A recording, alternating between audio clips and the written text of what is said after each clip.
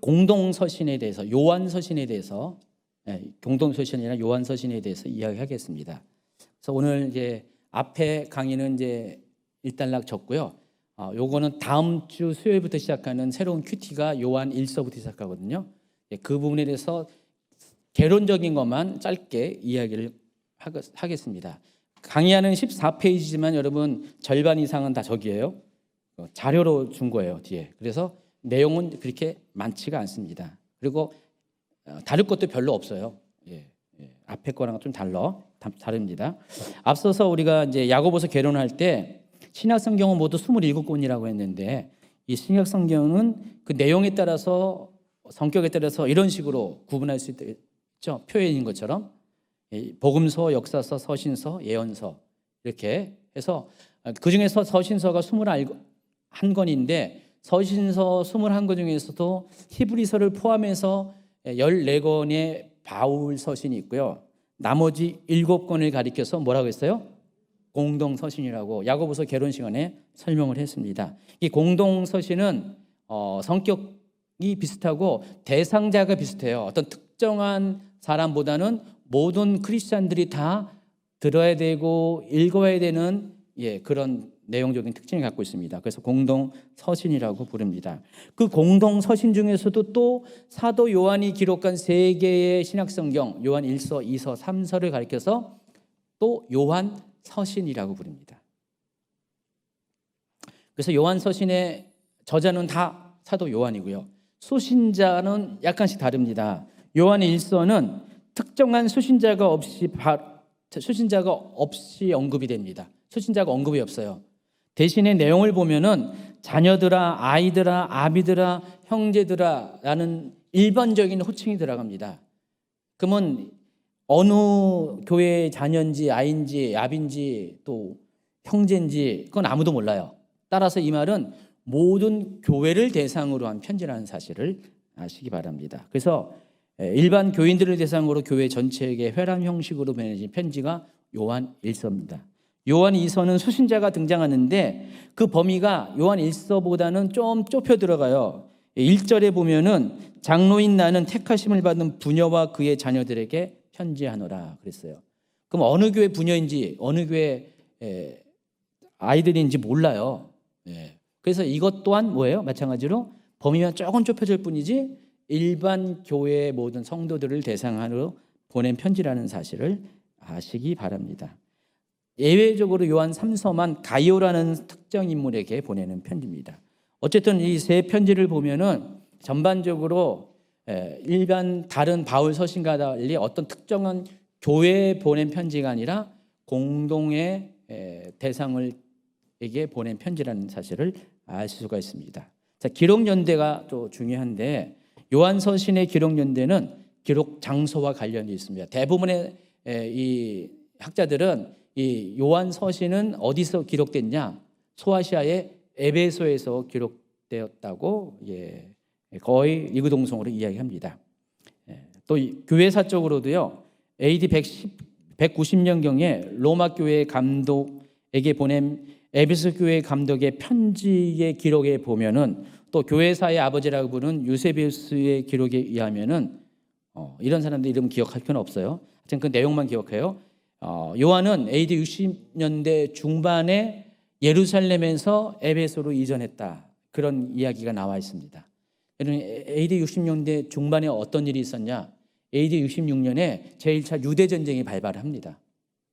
70년까지 유대전쟁이 이어졌는데 물론 그 중간에 잠깐의 그 공백기가 있었어요. 이때 이 혼란한 틈을 타서 사도 요한은 예수님의 어머니인 마리아를 모시고 예루살렘에서 에베소로 이주합니다. 이때 많은 나세레파 유대인들, 다시 말해서 예수 믿는 기독교인들이 예루살렘을 떠나서 디아스포라가 됩니다. 자, 그때 한 무리 가운데 사도 요한을 따르는 사람들이 있었다는 것입니다. 그래서 이들이 어디로 갔냐면은 소아시아의 에베소로 갔어요. 그 에베소가 누가 있었어요, 여기에? 사도 바울이 있었고 사도 바울이 순교를 했죠. 그리고 그 사도 바울의 뒤를 이어서 누가 목회를 했습니까? 디모데입니다. 디모데가 에베소를 목회를 했습니다. 자, 그래서 사도 요한은 그때 AD 60년대 중반경에 70년이 거의 다 되는 시기에 에베소로 이정합니다. 여러분 에베소 가면은요 그림에서 보는 것처럼 사도 요한 교회가 있어요. 사도 요한 기념교회가 실제로 가면 엄청 커요. 저기 제가 이렇게 포인트 꼭지점 같은데 보면은 사도 요한의 무덤이 있습니다. 이렇게 실제로 여기 묻혔대요. 사도 요한이 확대해서 보세요. 거기 보면 편말에 비석이 보면은 뭐라고 써 있는지 다음 그림 보여주세요. 뭐라고 써 있어요? 사도 요한의 무덤이라고 써 있죠. 그렇게 써 있잖아요. 그렇죠? 그리고 거기서 여기 말고 저쪽에 좀 몇 킬로 떨어져 있는 에베소 일반 유적이 있는 지역에 가면은요 세 번째 그림 보면은요 이런 집이 있어요. 여기가 뭐냐면 마리아가 살다가 죽은 집이래요. 일반 우리 개신교인들은 안 가는데 천주교인들은 여긴 꼭 들린대요. 마리아가 살다 죽은 집.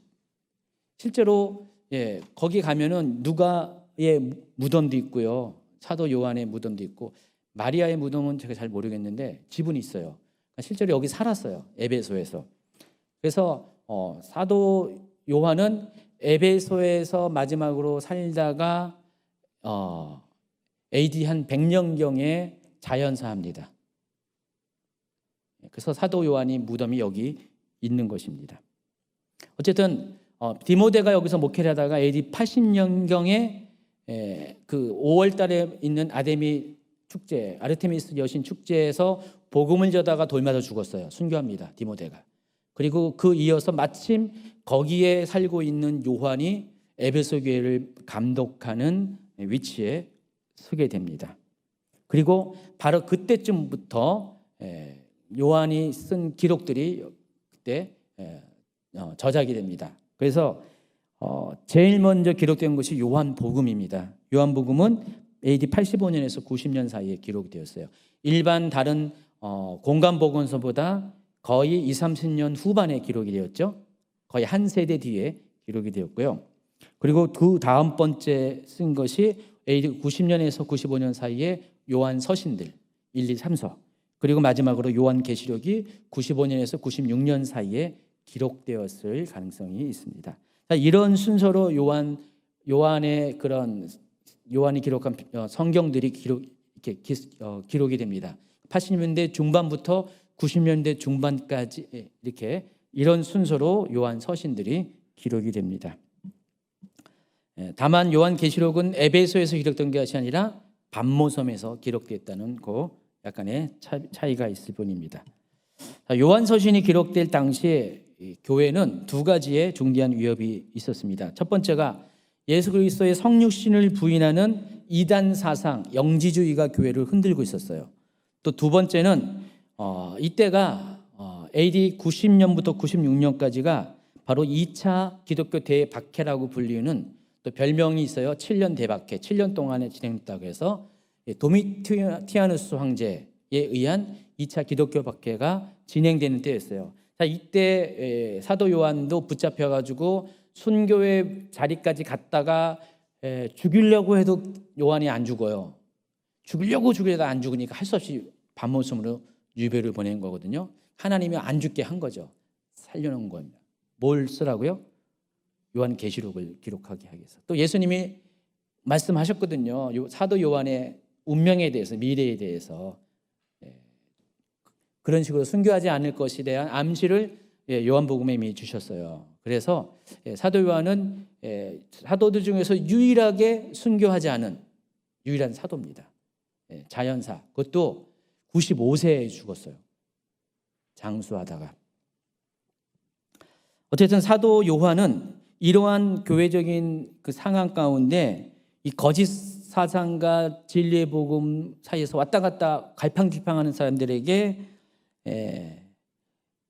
정말 이렇게 참 진리인 하나님의 말씀이 뭐고 또 예수님이 어떤 분이라는 것을 설명하기 위해서 요한 서신들을 기록한 거고요. 또 한편으로는 또 그 박해로부터 믿음을 떠나려고 하는 사람들을 위해서 두 가지 상황 가운데 편지를 기록한 겁니다. 그래서 예수 그리스도는 어떤 분이신지, 기독교 신앙은 무엇인지를 알기 위해서 요한 서신을 기록했는데, 그 요한 서신의 핵심적인 내용은 예수 그리스도는 성육식하신 하나님이시다. 또 믿는 자들에게 영원한 구원을 주시는 구원의 주이시다. 또 예수 그리스도는 만물보다 먼저 계신 분이고 또 신성과 인성 모두를 동시에 가지신 분이다. 자, 이런 것을 기록의 편지 내용 가운데 담았습니다. 그래서 요한 1서의 전체적인 주제는 하나님과 교제를 다루고요. 요한 2서는 참된 성도들이 참된 사랑을 실천하는 삶을 살 것을 강조하고, 요한 3서는 그것과 관련해서 성도가 해야 할 의무와 책임에 대해서 가이어에게 보내는 편지 형식을 통해서 이야기를 하고 있습니다.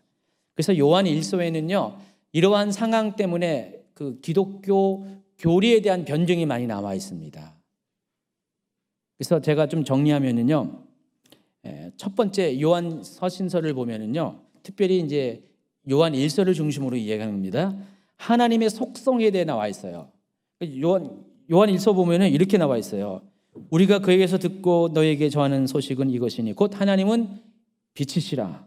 그에게는 어둠이 조금도 없으시다. 하나님이 어떤 분이라고요?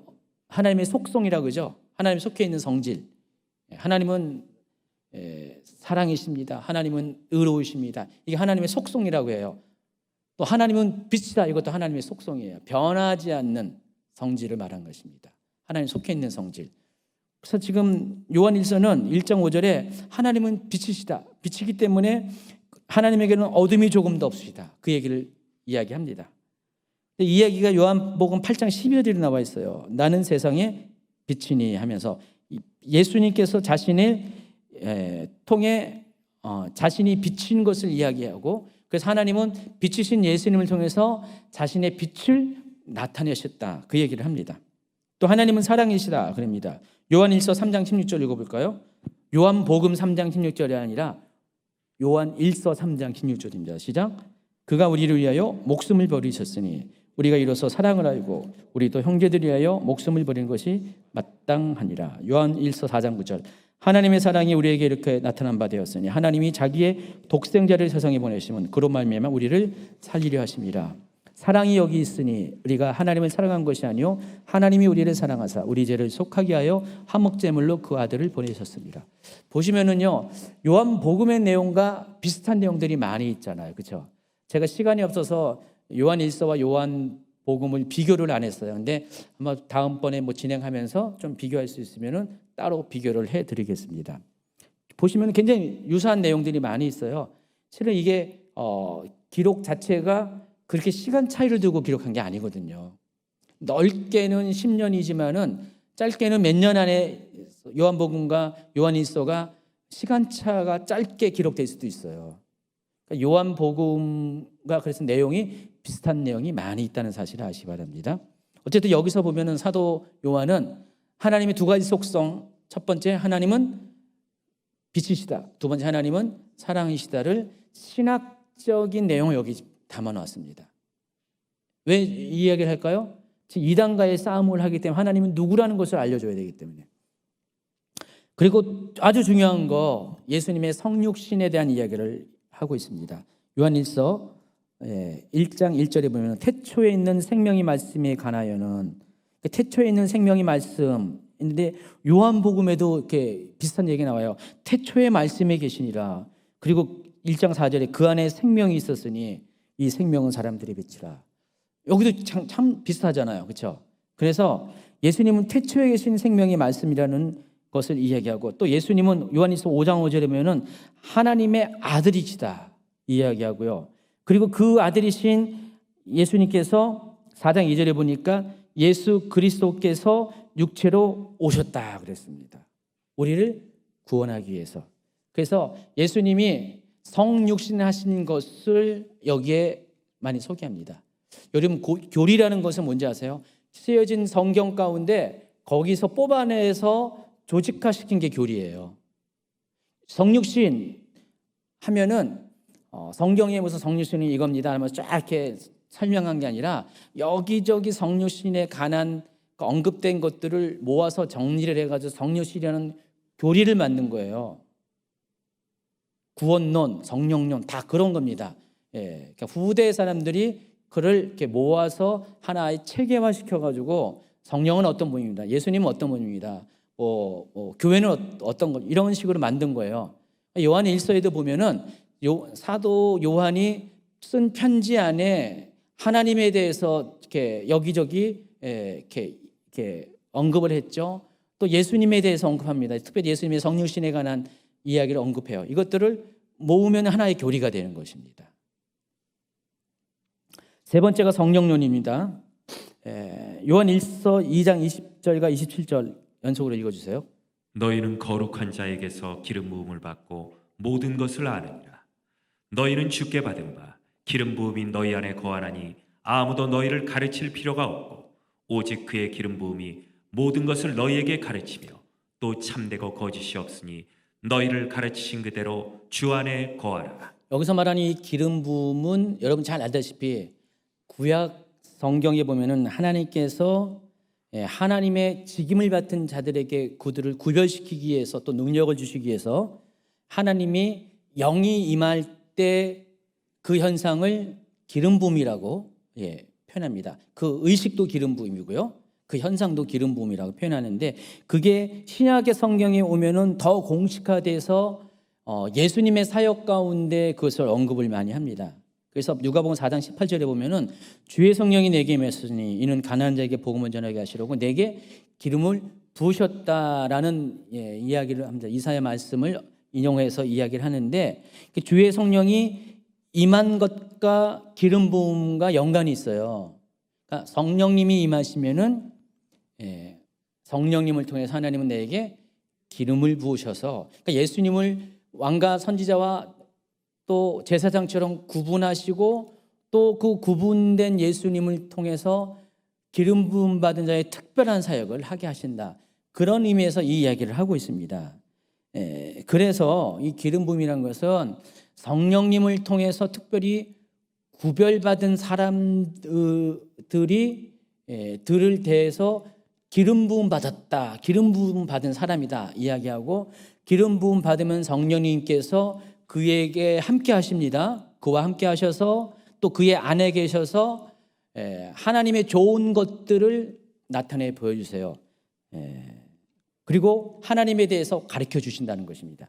그 이야기가 2장 27절에 요한일서 쉬운 성경을 보면 여러분 좀 이해하기가 편합니다. 한번 읽어주세요. 그리스도께서는 여러분에게 특별한 선물을 주셨습니다. 여러분은 이 선물을 갖고 있기 때문에 어떤 다른 선생으로부터 가르침을 받지 않아도 됩니다. 성령께서는 모든 것을 가르쳐 주시며 진실되고 거짓이 없으십니다. 그러므로 성령이 가르치시는 대로 그리스도 안에서 살아가기를 계속하십시오. 개역개정에서는 오직 기름 부음이라고 했는데 여기서는 시온성경은 성령이라고 직접적으로 언급을 했어요. 그래서 그렇게 이해하시기 바랍니다. 이와 같이 3장 24절에도 4장 13절에도 성령에 대해서 언급을 해요. 그러니까 성령에 대한 교리가 여기 요한일서에 나와 있다는 사실을 아시고 또 구원론과 관련돼서 인간은 죄 때문에 하나님과 단절되었습니다. 그래서 하나님 용서받기 위해서는 중보자가 필요하는데 그 중보자가 누구라고요? 보혜사이신 예수 그리스도예요. 그래서 그 이야기가 요한 1서 2장 1절에 먼저 나와 있어요. 읽어주세요. 나의 자녀들아, 내가 이것을 너희에게 쓰면 너희로 죄를 범하지 않게 하려 함이라. 만일 누가 죄를 범하여도 아버지 앞에서 우리에게 대언자가 있으니 곧 의로우신 예수 그리스도시라. 2절 그는 우리 죄를 위한 화목제물이니 우리만 위할 뿐 아니요 온 세상의 죄를 위하심이라. 그래서 예수님의 구원자로서의 사역이 소개되고 있습니다. 여기 대언자는 파라클레톤이라는 단어를 썼는데 바로 문자적으로 말하면 도움받기 위해서 곁에 부른 자. 바로 누구예요? 보혜사 성령님을 말합니다. 보혜사를 말하는데 그래서 예수님은 첫 번째 보혜사죠. 그리고 예수님이 돌아가시면서 또 다른 보혜사를 너희에게 보내줄 것이다. 두 번째 보혜사가 누구예요? 성령님이죠. 그래서 예수님과 성령님의 사역은 똑같아요. 보혜사의 사역이에요. 그래서 예수님도 지금 대언자는 대신 말하는 자, 다른 말로 하면은 변호사, 또 중보자라고 말합니다. 그래서 예수님은 이와 같은 일을 하시기 위해서 이 땅에 오셨다. 자, 그 얘기를 하고 있고요. 마지막으로 종말론에 대해서 또 이야기를 합니다. 쭉 여러분 읽어주시기 바랍니다. 아이들아, 지금은 아니요. 전도사님 읽으라는 게 아니라 알아서 읽으시라는 뜻이고요. 이제 끝을 내야 돼서요. 여기 보면은 종말론과 관련돼서 나오는 그 구절들마다 반드시 들어간 게 뭐가 있어요? 적그리스도. 아이들아, 지금 마지막 때라 적그리스도가 오리라는 말은 너희가 들은 것 같이 지금도 많은 적그리스도가 일어났다. 거짓말하는 자가 누구냐? 예수께서 그리스도임을 부인한 자가 아니냐? 아버지와 아들을 부인한 그가 적그리스도다. 예수를 시인하지 아니한 영마다 하나님께 속한 것이 아니니 이것이 곧 적그리스도의 영이다. 그래서 이 마지막 때와 관련돼서 적그리스도를 주목을 많이 합니다. 그래서 종말론과 관련돼서 적그리스도에 대한 소개를 많이 하고 있거든요.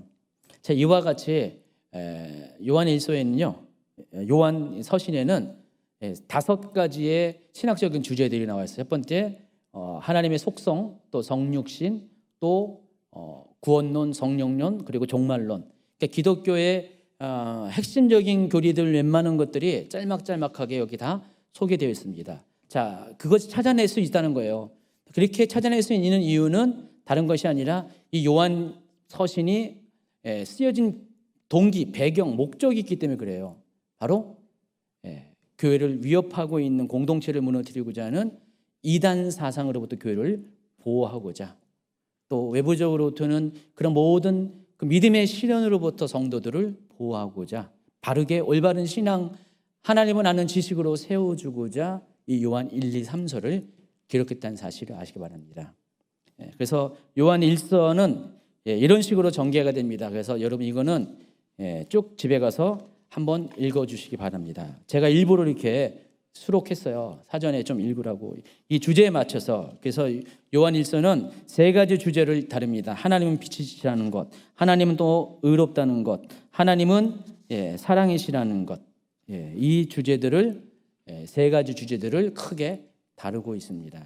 그래서 여러분 사랑이라는 단어가 요한 1서에는 엄청 많이 나와요. 여기도 사랑, 저기도 사랑.